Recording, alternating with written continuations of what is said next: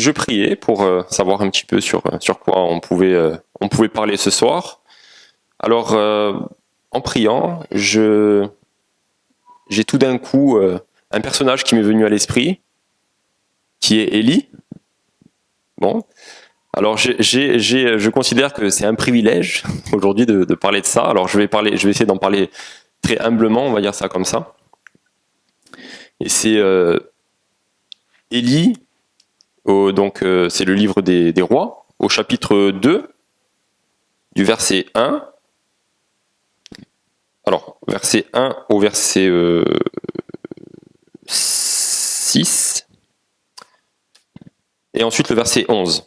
Voilà, j'ai scindé un petit peu la lecture pour pas tout lire. Je vais lire uniquement ce qui m'intéresse dans ce chapitre-là. Et je vais vous lire ce qui m'est venu à l'esprit, on va dire. Donc c'est la version La Colombe, hein, je ne sais pas si... mais La Colombe plutôt, la version, s'il te plaît. Si tu peux. Amen. Alléluia, Seigneur Jésus, merci. Lorsque l'Éternel fit monter Élie au ciel, dans un tourbillon, Élie partait de Gilgal avec Élisée. Élie dit à Élisée, « Tu vas rester ici, car l'Éternel m'envoie jusqu'à Béthel. » Élisée répondit, « L'Éternel est vivant et ton âme est vivante, je ne t'abandonnerai pas. » Ils descendirent à Béthel. Les fils des prophètes qui étaient à Béthel sortirent vers Élisée et lui dirent, « Sais-tu que l'Éternel enlève aujourd'hui ton Seigneur au-dessus de ta tête ?» Il répondit, « Je le sais aussi, taisez-vous. » Élie lui dit, « Élisée, tu vas rester ici car l'Éternel m'envoie à Jéricho. » Il répondit, « L'Éternel est vivant et ton âme est vivante, je ne t'abandonnerai pas. » Ils arrivèrent à Jéricho. Les fils des prophètes qui étaient à Jéricho s'approchèrent d'Élisée et lui dirent, « Sais-tu que l'Éternel enlève aujourd'hui ton Seigneur au-dessus de ta tête ?» Il répondit, « Je le sais aussi, taisez-vous. » Élie lui dit, « Tu vas rester ici car l'Éternel m'envoie au Jourdain. » Il répondit, « L'Éternel est vivant, et ton âme est vivante, je ne t'abandonnerai pas. » Ils poursuivirent tous deux leur chemin. Verset 11. Comme ils continuaient à marcher, en parlant, voici qu'un char de feu et que des chevaux de feu les séparèrent l'un de l'autre. Alors Élie monta au ciel dans un tourbillon. Amen. Alors on va parler aujourd'hui de quelque chose qui nous touche de près. On va parler un peu de l'enlèvement. Comme j'ai dit tout à l'heure, je vais en parler avec humilité, d'accord ? Je ne vais pas parler des temps et des moments, de quand l'enlèvement doit se passer. Je ne vais pas aborder du tout ce sujet, rassurez-vous. Je n'en ai pas la capacité ni la compétence de le faire, alors je laisse ça à d'autres personnes qui savent mieux le faire que moi. Mais, écoutez, je veux rester dans ce que j'estime avoir été une réponse du Seigneur, alors je vais parler de ce passage-là. Et en lisant ce passage-là, j'ai dit, bon Seigneur, ok, on va lire, parce que ce qui m'est venu, c'est plutôt Élie avec le char de feu. Je dis, bon, on va lire ce passage, on va voir un peu ce que ça dit. Première chose qui m'a marqué dans ces passages-là, c'est l'attitude d'Élie. Élie il dit qu'il était à Gilgal, qu'il partait de Gilgal, et qu'il allait à des endroits parce que l'Éternel l'avait envoyé, par 3 fois. La première chose qui m'a marqué, c'était, tiens, le dernier jour de travail d'Élie, il est encore au travail. Si vous voyez ce que je veux dire ? Le jour de sa retraite, il fait pas de pot de départ, il continue de travailler. Est-ce que Élie savait qu'il allait être enlevé ? C'est pas marqué là, mais Élisée le savait et les prophètes le savaient. On peut en conclure que Élie savait aussi que c'était son heure de partir et d'être enlevé auprès de Dieu. Élie avait cette habitude aussi de marcher, avait cette proximité avec le Seigneur, avait cette habitude d'entendre le Seigneur, il avait cette habitude de marcher avec Dieu, avec l'Éternel. J'ai dit, tiens, ce Élie là, il est encore au travail, quoi. Il est encore à l'écoute du Seigneur. Il est encore dans l'œuvre du Seigneur. Il est encore en train de marcher avec le Seigneur. J'ai dit, waouh. Pourtant, il aurait peut-être pu prendre un peu de repos, mais il a continué à marcher avec le Seigneur jusqu'à la fin. Même le sachant. Même le sachant. Et peut-être que justement, il le savait, peut-être qu'il a redoublé peut-être d'écoute en disant, là c'est le moment d'aller, c'est la dernière ligne droite, je vais écouter encore plus le Seigneur. C'est pas dit ça comme ça, mais peut-être qu'il a pu penser. Si on sait que on arrive au bout d'une course, est-ce qu'on va pas redoubler de vigilance pour gagner cette course, pour essayer de tout donner. D'ailleurs, dans les courses d'une manière générale, que ce soit de vélo ou de course à pied, les derniers mètres, c'est à fond les ballons. Il n'y a pas de relâchement. Parce que on veut gagner la course. On veut gagner cette course-là. Et Élie, certainement, avait envie de gagner cette course aussi. Parce qu'il est dit qu'Élie était de la même nature que nous. Élie n'était pas un surhomme. Il est dit qu'Élie était de la même nature que nous. Élie était dans les mêmes faiblesses charnelles auxquelles on peut être exposé. D'ailleurs, on voit bien dans la vie d'Élie qu'à un moment donné, il a eu des pics de découragement, alors qu'il avait gagné des grandes batailles spirituelles. Il a eu aussi des grands moments de découragement où Dieu a dû le retirer de sa fosse, on va dire ça comme ça, pour qu'il reparte. Donc Élie était sujet à cette faiblesse-là. Et pourtant, Élie a été enlevé. Il a fait partie des rares personnes sur cette terre à être enlevées. Et aujourd'hui, le Seigneur, il nous donne une promesse dans sa parole que nous pouvons faire partie de cet enlèvement, aussi, que nous aussi nous pouvons avoir cette même espérance.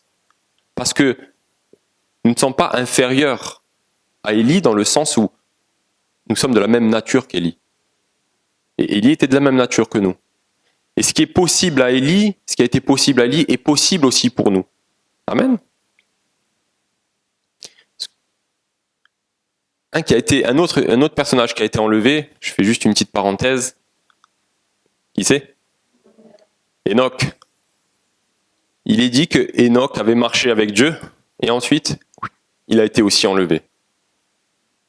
Et ça peut nous parler. Est-ce qu'Enoch était supérieur ? Non plus. Et Enoch avait hérité également du péché d'Adam, même s'il était bien plus proche d'Adam que nous le sommes aujourd'hui, est-ce que Élie était ? Mais le fait est que la mort était déjà installée dans la vie. Mais Enoch aussi est passé par là. Et nous qui sommes de la même nature, nous avons cette capacité, nous avons cette possibilité de vivre avec le Seigneur. Amen. Et que rien ne nous empêche aujourd'hui. La porte est ouverte de la part de Dieu pour qu'on puisse marcher pleinement avec lui. Et le Seigneur nous a prévenus. Alors, des textes, il y a beaucoup de textes qui sont quand même assez longs, donc je ne vais pas tout lire, je vais essayer de faire en sorte que ce soit digeste pour tout le monde et que ce soit pas trop long. J'ai essayé de prendre les principaux sans que ce soit difficile et sans rentrer dans des on va dire je vais dire débat, c'est pas le mot, mais théologique. D'accord, on va essayer de rester sur quelque chose d'assez simple. Alors, j'ai pris comme passage en tout premier, c'est juste pour on va dire étayer un petit peu ce côté de l'enlèvement. C'était les disciples quand ils étaient après, c'est après que Jésus soit ressuscité. C'est dans Actes chapitre 1er.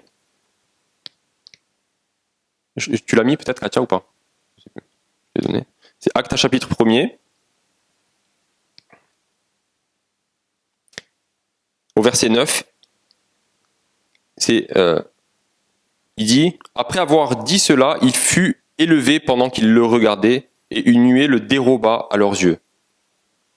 Et comme ils avaient les regards fixés vers le ciel, pendant qu'ils s'en allaient, voici que 2 hommes en vêtements blancs se présentèrent à eux et dirent « Vous, Galiléens, pourquoi vous arrêtez-vous à regarder au ciel ? Ce Jésus, qui a été enlevé au ciel du milieu de vous, reviendra de la même manière dont vous l'avez vu aller au ciel. »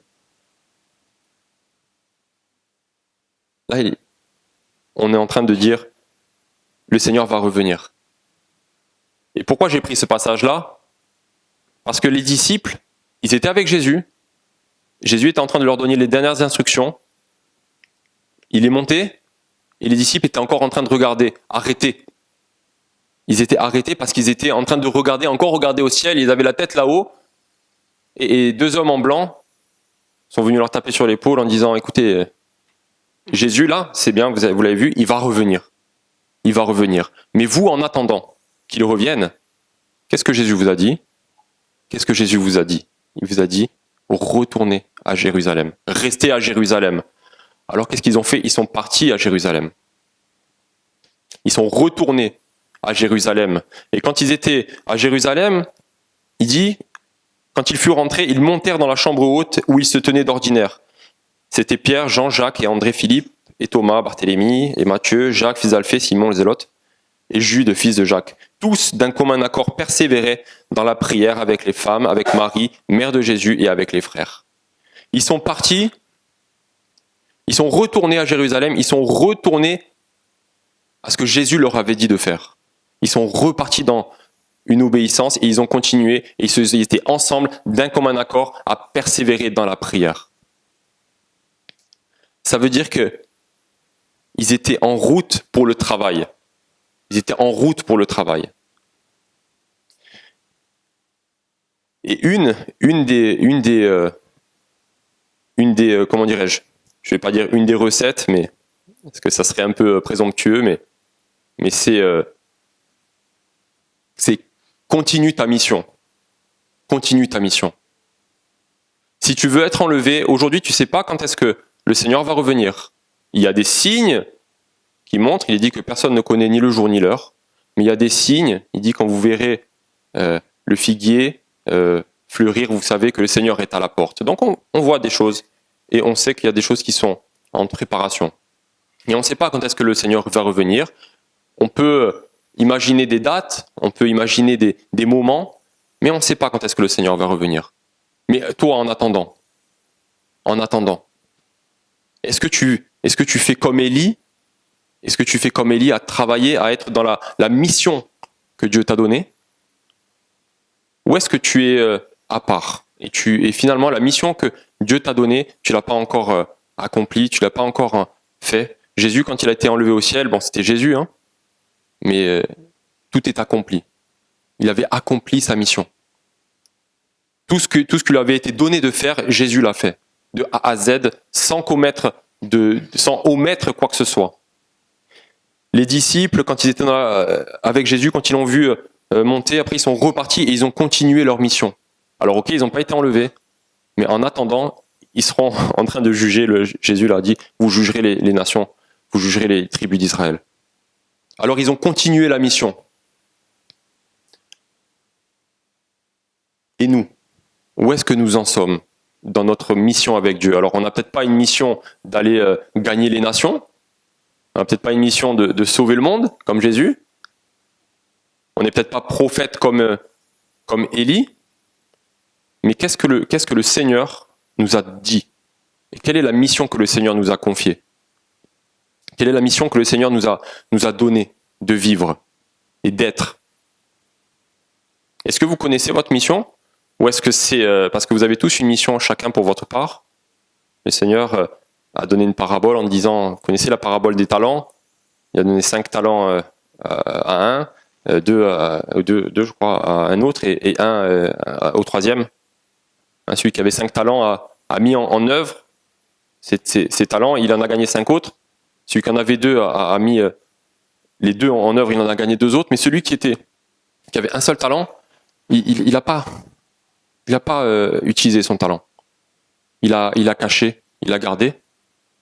Alors est-ce que pourtant Jésus va dire dans cette parabole, il te suffisait juste de le donner au banquier et je serais revenu, j'aurais juste retiré un intérêt, au moins un intérêt. Mais au lieu de ça, même pas ça. Que nous soyons pas dans ce talent. Si nous avons qu'un seul talent, parfois c'est le talent de la vie que Dieu nous a donné. Parfois on a juste un talent Et qu'est-ce qu'on fait de ce talent? Des fois, il suffit juste de le mettre aux yeux du monde. Peut-être simplement de parler de Jésus parfois. Simplement, parfois, juste parler de Jésus peut suffire à mettre en avant un talent et que le Seigneur soit en train de récupérer tout simplement un bénéfice. Et cette parabole des talents, elle fait partie de la parabole des paraboles de Jésus de la fin des temps, parce que c'est dans Matthieu chapitre 25. Je vais lire Luc au chapitre 12, s'il vous plaît. La technique. Luc chapitre 12, à partir du verset 41. Toujours concernant la mission. Je vais le lire à l'écran, ce sera plus facile. Alors, c'est vrai qu'il faut que... Pierre lui dit, « Seigneur, est-ce à nous que tu adresses cette parabole ou à tous ?» Et le Seigneur dit, « Quel est donc l'intendant fidèle et prudent que le maître établira sur ses gens de service pour leur donner leur ration de blé au moment convenable. Heureux ce serviteur que son maître, à son arrivée, trouvera occupé de la sorte. » On va s'arrêter là.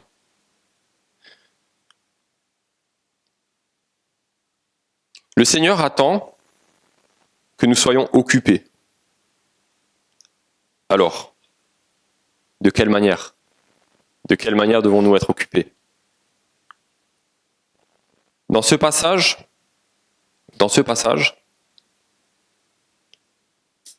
il dit, quel est donc l'intendant fidèle et prudent que le maître établira sur ses gens de service pour leur donner leur ration de blé au moment convenable? Ça veut dire que cet homme-là, cet intendant, donc c'est quelqu'un qui est mis sur la maison du maître. Donc c'est quelqu'un, ça peut être un riche propriétaire, ça peut être un prince, c'est ce que vous voulez. L'intendant, c'est celui qui va s'occuper des affaires de ce riche ou de cet intendant, de ce maître, pardon. C'est celui qui va s'occuper de ses affaires. Et donc, il dit que c'est un intendant fidèle et prudent. Et est-ce que nous sommes fidèles et prudents?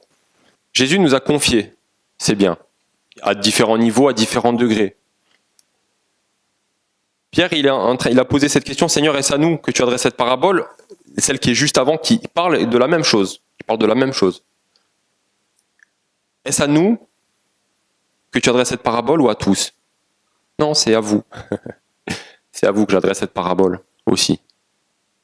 Ça veut dire que nous, les chrétiens, nous devons prendre soin du royaume de Dieu. Nous devons prendre soin de la mission que le Seigneur nous a confiée. Nous devons être des intendants fidèles et prudents. Fidèles pour rester, malgré les difficultés, en tout temps, et continuer de s'occuper des affaires du maître, mais aussi prudents aussi pour prévoir des choses. Pas être simplement juste, mais aussi s'occuper, ça veut dire aussi c'est prévoir, ça veut dire être prudent, être dans l'anticipation aussi des choses. Et est-ce qu'on est comme cet intendant fidèle pour donner la ration de blé au moment convenable? Ça veut dire aussi, à un moment donné, c'est donner à manger peut-être aux autres, à ceux qui ont besoin, dans le sens spirituel du terme, s'occuper de ce que Dieu nous a confié. Qu'est-ce que Dieu t'a confié aujourd'hui? Qu'est-ce que Dieu t'a confié ou qui Dieu t'a confié? De qui dois-tu t'occuper ou de quoi dois-tu t'occuper aujourd'hui dans ce que Dieu t'a donné? Il t'a confié. Il t'a mis à un endroit, il t'a placé, il t'a confié quelque chose. Est-ce que tu en prends soin? Est-ce que tu es fidèle dans ce qu'il t'a confié? Est-ce que tu es fidèle dans le talent qu'il t'a donné, qu'il t'a confié? Est-ce que tu es en train de l'utiliser? Est-ce que tu es prudent? Est-ce que tu prends soin des affaires que Dieu t'a confiées? Ou est-ce que pas du tout? Verset 43, il dit, heureux ce serviteur que son maître, à son arrivée, trouvera occupé de la sorte. Je vous le dis en vérité, il établira sur tous ses biens. Ça, c'est une bénédiction que Dieu veut nous apporter. Dieu veut qu'on s'occupe des choses qui sont ici, que Dieu nous a confiées, parce que Dieu a aussi un plan plus grand à travers tout ça. Dieu a envie de nous confier des choses plus grandes, mais il faut que tu sois fidèle. Parce que si tu es pas fidèle dans les petites choses que Dieu t'a confiées, aujourd'hui, dans sa maison, ou avec en dehors, peu importe, ce que tu sais ce que Dieu t'a confié, ou être fidèle dans le travail, dans les choses matérielles. Si tu ne prends pas soin de ce que Dieu t'a confié aujourd'hui, dans les choses qui sont périssables, comment va-t-il te confier d'autres choses qui sont éternelles et largement plus valorisées?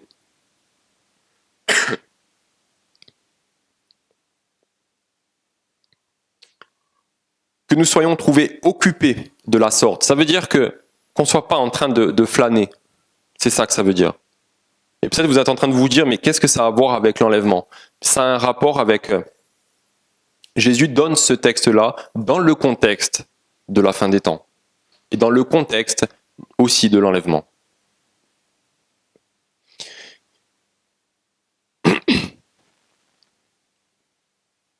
Si ce serviteur se dit en lui-même, mon maître tarde à venir, s'il se met à battre les serviteurs et les servantes, à manger, à boire et à s'enivrer, le maître de ce serviteur viendra le jour où il ne s'y attend pas et à l'heure qu'il ne connaît pas. Il le mettra en pièces et lui fera partager le sort des infidèles. Donc il s'adresse bien aux chrétiens. Il s'adresse bien aux ceux qui vivent avec le Seigneur et à qui le Seigneur a confié des choses. Il n'est pas en train de parler des gens du dehors, il est en train de parler de ceux qui connaissent le Seigneur, pas des infidèles. Il est en train de parler des fidèles, ou des gens qui sont censés être fidèles à Dieu. Est-ce que tu es fidèle au Seigneur? Est-ce que tu es occupé à l'œuvre de Dieu? Pas occupé. Vous savez, vous vous souvenez de Marthe?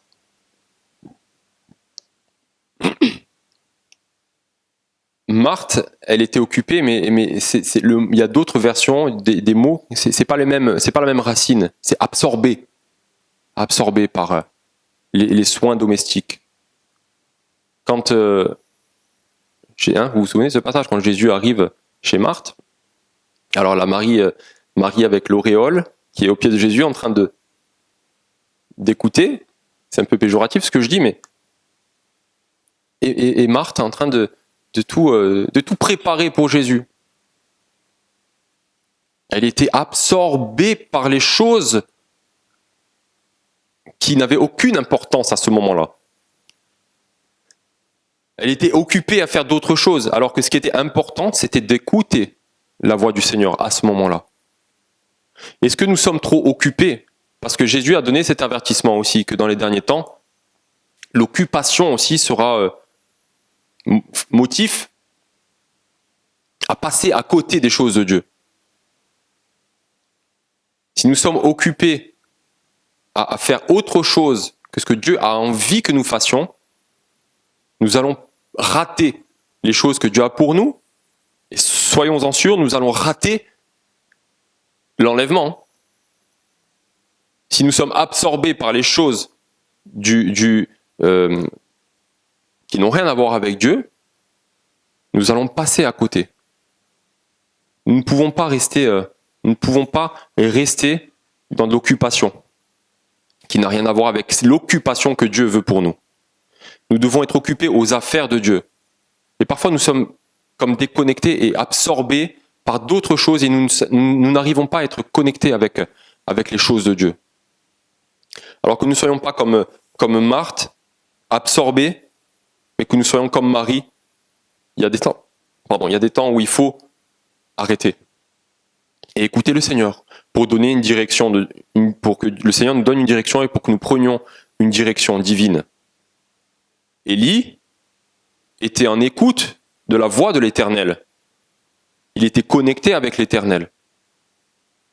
Et il allait de lieu en lieu, tellement connecté qu'il y a un moment où, quand je crois que c'est Akab, je suis plus sûr, il y a un roi, c'est dans 2 Rois 18. Et Élie, il était tellement transporté à droite et à gauche qu'à un moment donné, Élie va voir un serviteur, je ne sais plus comment il s'appelle, il va dire va chercher le roi. Et le serviteur va dire mais attends Élie, tu me dis d'aller chercher le roi, je vais le faire venir et toi tu y seras plus là. Et moi je vais mourir parce que le roi aura cru que moi je me suis moqué de lui. Tellement Élie était connecté à Dieu et qu'il était transporté dans la voie de Dieu. Le Seigneur était avec Élie et Élie avec le Seigneur. Et je reviens sur la nature d'Élie. Élie n'était pas un surhomme. Il avait la même nature que nous. Et si Élie a pu être connecté à Dieu, a pu être transporté par le Seigneur d'une manière ou d'une autre, nous avons aussi cette possibilité-là, selon la capacité que Dieu va nous donner. Amen. Mais c'est à nous d'être occupés aux choses du Seigneur, occupés dans son œuvre, occupés à prier, occupés à écouter Dieu, occupés à marcher avec lui. C'est le genre d'occupation que le Seigneur veut. Parce que si nous sommes connectés au Seigneur, le jour du Seigneur ne va pas nous surprendre. Le jour du Seigneur ne va pas nous surprendre. Ça ne veut pas dire qu'on va connaître la date. Mais la parole, elle nous dit quand même qu'on n'est pas des ténèbres pour être surpris par le jour. Ceux qui vont être surpris, c'est ceux qui sont dans l'infidélité. Et ils sont tellement dans l'infidélité, il dit que là, ce serviteur, je reviens sur l'intendant qui a été à un moment donné fidèle devient infidèle. Et non seulement il devient infidèle, mais il commence à prendre position. Vous savez, il veut être calife à la place du calife. Il commence à maltraiter les serviteurs. Il n'est plus dans sa mission. Il n'est plus dans la position que Dieu, que le maître avait donnée, qui était de prendre soin de sa maison, prendre soin de ceux qui étaient là et donner la nourriture au temps convenable. Il n'était plus dans sa mission. Et il est devenu méchant. Non seulement méchant parce qu'il tapait les serviteurs, mais en plus de ça, il a commencé à être à s'enivrer. Commencer à manger, à boire et à se divertir à tout va et être dans l'ivrognerie. Ça veut dire que l'intendant, il a perdu le fil de sa mission. Il s'est perdu. Il n'a pas été fidèle. Il n'a pas continué. Pourquoi ? Parce que le Seigneur tardait. Son Seigneur tardait. Alors que nous, on ne soit pas comme cet intendant infidèle. Parfois, on peut avoir des années de conversion. On peut se dire, oui, mais bon, ça va maintenant. Et puis, on part. Et on commence à dériver. Et on commence à ne plus voir. Et on commence à sortir de la mission que Dieu nous avait donnée. Il n'en soit pas ainsi. Parce que si on marche comme ça, on va se perdre. Et quand le jour du Seigneur sera là, ça sera trop tard. Et si on passe pas par l'enlèvement, on va rester un peu plus terre à terre, parce que l'enlèvement, ça peut être subjectif, ça peut venir aujourd'hui comme ça peut venir un peu plus tard. On peut se dire, j'ai le temps. Mais si aujourd'hui, tu pars, pas par l'enlèvement, mais parce que tu meurs, c'est pareil. Tu connais pas l'heure de ton départ. Alors c'est aujourd'hui qu'il faut se mettre au diapason avec le Seigneur. C'est aujourd'hui qu'il faut régler les choses. Règle les choses et tu vas voir que le jour du Seigneur, il va plus te faire peur. Peut-être qu'il te fait peur parce que tu te dis, je suis pas bien là. Je suis pas bien et tu y penses et c'est bien aujourd'hui. Alors mets-toi en règle avec le Seigneur. Si tu dois te mettre en règle, mets-toi en règle avec lui. Parce que des fois, on vit de manière inconsciente, pensant que on va vivre suffisamment longtemps, et c'est largement pas le cas. J'ai été surpris d'apprendre le décès de quelqu'un il y a pas très longtemps, une crise cardiaque. Je dis waouh. Je dis comme quoi, hein. On n'est pas devant tout ça. On n'est pas.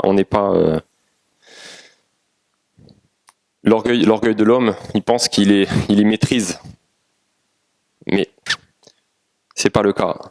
Alors il dit, le serviteur qui aura connu la volonté de son maître et qui n'aura rien préparé et n'aura pas agi selon sa volonté sera battu d'un grand nombre de coups. En revanche, celui qui n'aura pas connu et qui aura commis des actes dignes de châtiment sera battu de peu de coups. On demandera beaucoup à qui l'on a beaucoup donné, et on exigera davantage de celui à qui l'on a beaucoup confié.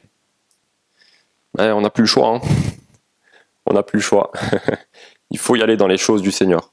Il faut y aller parce qu'on peut plus être infidèle. On n'a pas envie d'être jugé, quoi. Pas envie d'être jugé parce qu'on a commencé à faire n'importe quoi. Alors le Seigneur nous a confié quelque chose, alors qu'on puisse le mettre en pratique et qu'on puisse le faire fructifier. Et que ces fruits soient devant le Seigneur et qu'on ait aussi de l'assurance devant Dieu. En disant, Seigneur, j'ai fait fructifier aussi. Je pense que Élie il avait la possibilité de dire, j'ai accompli l'œuvre que tu m'as donné à faire. Il le savait, Élie. Est-ce qu'on peut dire, nous, on n'est pas à la fin de notre vie, peut-être pas, enfin, je connais pas la vie, mais je veux dire, vous voyez, est-ce que je peux dire, Seigneur, je suis en train d'accomplir ton œuvre? Est-ce que le Seigneur, on arrive à une telle connexion avec le Seigneur que, comme à un moment donné, Pierre et Paul ont su qu'ils allaient partir, qu'ils allaient quitter la terre, parce que Dieu leur avait révélé. Est-ce qu'on est en train de marcher avec le Seigneur au point que le Seigneur nous révèle les choses qui vont se passer dans notre vie? Oui, à un certain niveau, parfois, mais parfois pas. Et on est tout le temps surpris par tellement de choses, parce qu'on est déconnecté, parfois. Et on est occupé. Luc au chapitre 21, verset 34, s'il te plaît.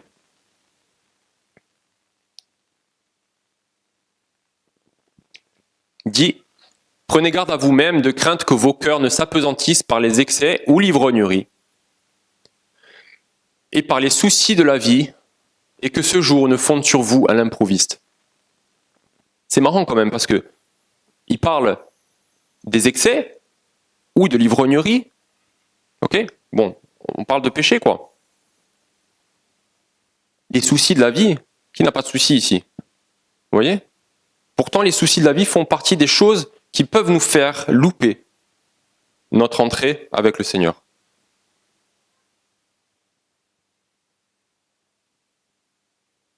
Qu'on puisse prendre le fardeau de Dieu, qu'on puisse prendre notre croix et suivre le Seigneur.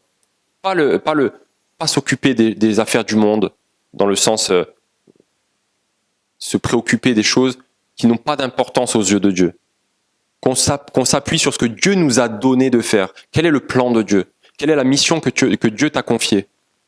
Qu'est-ce que Dieu a envie de faire avec toi? Si tu connais ta mission, où en es-tu dans ta mission? Ou est-ce que tu te laisses détourner de ta mission? Ou est-ce que tu essaies de l'accomplir du mieux que tu peux pour que le Seigneur te rencontre et te dise « bon et fidèle serviteur ». Alors c'est toujours l'heure, et on peut, et je vais finir par là. C'est toujours l'heure de recommencer avec Dieu. D'accord? Dieu ne parle pas en vain. Dieu ne parle pas en vain. Si Dieu parle, c'est qu'il y a encore des choses à faire. Amen. Le jour où Dieu ne parle plus, là par contre, il faut se poser des questions. Mais si Dieu parle, ça veut dire que, waouh, tu peux encore. T'as pas encore commencé? Vas-y, commence. Si vous lisez les lettres de Jean, les lettres de Jean, enfin voilà, dans l'Apocalypse, on lit, il y a des églises, elles sont extraordinaires. On va pas mettre Philadelphie parce qu'elle, c'est la parfaite. Mais il y a des églises, elles reçoivent des coups, elles sont fidèles. Elles sont, waouh, tu tires ton chapeau, quoi. Elles ont souffert, mais elles sont encore là. Et le Seigneur va leur dire, ce que j'ai contre toi, c'est que tu as abandonné ton premier amour. Repens-toi et pratique tes premières œuvres. Le Seigneur est en train de parler à une église en disant, pratique tes premières œuvres. Alors que c'est déjà une église établie. Ça veut dire que nous aussi, peut-être qu'on a besoin de pratiquer notre première œuvre. Peut-être que c'est pas encore commencé, ça fait des années qu'on est là, oui, on a souffert pour le Seigneur, etc. Mais c'est lui qui reçoit les coups qui va gagner. Le combat, c'est celui qui les donne. dans un combat de boxe, vous avez compris. C'est pas celui qui reçoit les coups. Recevoir des coups, savoir les esquiver et encaisser, va pas te donner de points. Ce qui va te donner des points, c'est quand toi, tu vas mettre des coups. Et c'est quand toi, tu vas mettre ton adversaire KO. Là, tu vas gagner des trophées. Mais si tu fais que recevoir des coups, jamais de la vie tu vas gagner. Même si l'adversaire il finit épuisé, t'as donné aucun coup, quoi. T'es éliminé, t'as perdu. Alors, pratique tes premières œuvres, commence à faire des choses. Si t'as commencé, continue, sois fidèle jusqu'au bout. Amen. Le Seigneur aussi a béni Enoch, et vraiment je finis par là, parce que là on a parlé de faire, d'accord, on a parlé de la mission à accomplir, qui est un point important pour rentrer dans le royaume de Dieu, et pour un point important pour être enlevé quand le Seigneur viendra, c'est d'être occupé à son œuvre. C'est important.